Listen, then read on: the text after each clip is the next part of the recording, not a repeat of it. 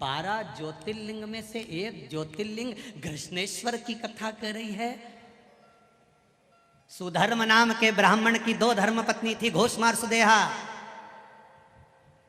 सुदेहा के घर में संतान नहीं हुई, घोषमा के घर में संतान हुई। घोषमा क्या करती थी? ये 12 ज्योतिर्लिंग में से शिव महापुराण की कथा कर रही है कि घोषमा का एक नियम था, शिवलिंग का निर्माण करती थी, उसका पूजन करती थी, बेलपत्र चढ़ाती थी, आराधना कर कर शाम के समय पर शिवलिंग को विसर्जन कर देती थी। उसका नियम था। अब कोई कहे नारी, कोई कह दे शिवलिंग का स्पर्श नहीं करना चाहिए। 12 ज्योतिर्लिंग में से घृष्णेश्वर की कथा कर रही है, 12 ज्योतिर्लिंग में से एक ज्योतिर्लिंग की कथा कर रही है, भगवान शिव की कथा कर रही है। घोषमा सुधर्म नाम के ब्राह्मण की 2 धर्म पत्नियां, सुदेहा और घोषमा। घोषमा अब शिवलिंग का निर्माण करना, पूजन करना, आराधना करना, अर्चना करना, शिवलिंग का आराधना में डूबी रहना।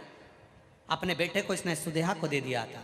सुदेहा को लगा मेरी बहू मुझे नहीं पूछती, इसने अपने बेटे के टुकड़े कर कर कपड़े में बांधकर तालाब में फेंक दिया था।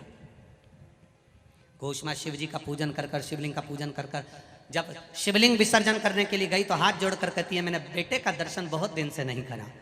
शंकर भगवान ने 1 हफ्ते पहले मर गया था बेटा, पानी में टुकड़े कर कर डाल दिए थे। शंकर भगवान के शिवलिंग की पूजन वो घोषमा करती थी, इसलिए उसका बेटा 1 हफ्ते बाद पानी में से तैरता हुआ बाहर आया तो घृष्णेश्वर महादेव कहलाया। 12 ज्योतिर्लिंग में से एक ज्योतिर्लिंग है घृष्णेश्वर महादेव, जो घोषमा नाम की नारी भगवान शंकर की आराधना करती।